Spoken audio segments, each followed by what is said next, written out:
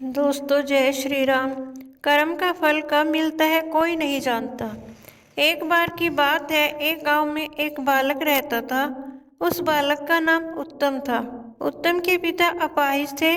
उसकी माता गांव के बच्चों की प्राथमिक शिक्षिका थी। वे अपना घर भी संभालती एवं गांव के बच्चों को भी पढ़ाती। उत्तम अब बड़ा हो रहा था। वह इतना समझने लगा था कि घर का सारा बोझ उसकी माता पर ही है।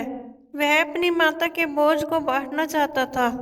वह अपनी माता के गृह कार्य में उनकी मदद करता था। अब वह बड़ा हो चुका था, इसलिए पास के गुरुकुल में पढ़ने जाया करता था। एक दिन उसकी कक्षा में उसके गुरुजी ने बच्चों को बताया कि अच्छे कर्मों का अच्छा फल मिलता है और बुरे कर्मों का बुरा फल मिलता है। उत्तम के दिमाग में यह बात बैठ गई। उसने अपनी माता से पूछा, माँ, क्या सच में अच्छे कर्मों का फल अच्छा फल और बुरे कर्मों का बुरा फल मिलता है? माँ ने उत्तर देते हुए कहा, हाँ बेटा। फिर उत्तम ने पूछा, माँ, तो हम लोग तो सदैव ही अच्छे कर्म करते हैं, हमें फल कब मिलेगा? कितना समय लगता है अच्छे कर्मों का फल मिलने में? माता अपने पुत्र के प्रश्नों को सुनकर हंसते हुए बोली, बेटा, ये तो मुझे नहीं ज्ञात है, तुम्हें बताओ। तो उलझे हुए उत्तम ने कहा, मुझे भी नहीं पता माँ। अपने बेटे के उलझन को देखते हुए माता बोली, यह सब छोड़, देख, आज खेत से मकई लाई हूँ, चल तुझे पकाकर खिलाती हूँ। माता उत्तम का हाथ पकड़कर उसे रसोई में ले गई। वहाँ मकई पकाने लगी। उत्तम भी वहीं बैठ गया, परंतु उसके दिमाग में वही प्रश्न घूम रहा था। अगले दिन उत्तम जल्दी गुरुकुल जाता है। वहां जाकर वह गुरुजी के आश्रम के बाहर उनकी प्रतीक्षा करता है। गुरुजी बाहर उत्तम को देखकर अपनी कुटिया से बाहर आते हैं। फिर वे उत्तम से पूछते हैं, क्या बात है पुत्र, इतने सवेरे तुम यहाँ क्या कर रहे हो? अभी तो तुम्हारी कक्षा का समय नहीं हुआ। इस पर उत्तम गुरुजी से कहता है, गुरुजी, मेरे प्रश्न मुझे विचलित कर रहे हैं। प्रश्नों के समाधान के लिए मैं आपके पास आया हूँ। गुरुजी ने उत्तम से कहा, पुत्र, अपने प्रश्न पूछो। उत्तम ने पूछा, गुरुजी, क्या यह सत्य है कि हमें अच्छे कर्मों का फल अच्छा मिलता है और बुरे कर्मों का फल बुरा मिलता है? गुरुजी ने सहमति जताते हुए कहा, हाँ कहा। हाँ सुनने के उपरांत उत्तम ने दूसरा प्रश्न पूछा, गुरुजी, अच्छे कर्मों का फल कितने दिन में मिलता है? गुरुजी ने उत्तर दिया, समय से पुत्र। जब उस कर्म के फल आने का समय होता है, उस समय ही अच्छा या बुरा फल मिलता है।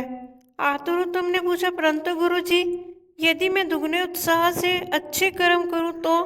गुरुजी उत्तम की बात एवं मनोदशा को समझ चुके थे। उन्होंने उत्तर दिया, तब बेटा दुगना समय लगेगा। व्याकुल उत्तम ने फिर पूछा, गुरुजी, यदि मैं और मेहनत से और ध्यानपूर्वक अच्छे कर्म करूं तो? तब गुरुजी ने मुस्कुराते हुए कहा, तब तिगुना समय लगेगा पुत्र। उत्तम परेशान हो उठा। उसने गुरुजी से कहा, गुरुजी, मैं जितनी अधिक मेहनत कर रहा हूँ अच्छे फल पाने की, यह अच्छा फल उतना ही दूर क्यों चला जाता है? गुरुजी ने मुस्कुराते हुए कहा, पुत्र, क्योंकि तुम्हारा ध्यान फल पर है, कर्म पर नहीं। उत्तम कहता है, मैं समझ नहीं पाया गुरुजी। गुरुजी ने कहा, मेरी बात ध्यान से सुनो पुत्र। तुमने कितने भी अच्छे बीज बोए हो और तुमने कितनी भी अच्छी खेती की हो, जब फसल आने का समय होगा तभी पता चलेगा कि फसल अच्छी आएगी या खराब। तुम कितना भी अच्छी खेती कर लो, समय से पहले फसल नहीं आती। तुम कितनी भी बुरी खेती कर लो, समय से पहले बुरी फसल भी नहीं आती। वैसे ही पुत्र, कर्म का फल तो तभी मिलते हैं जब वह कर्म के फलित होने का समय आता है।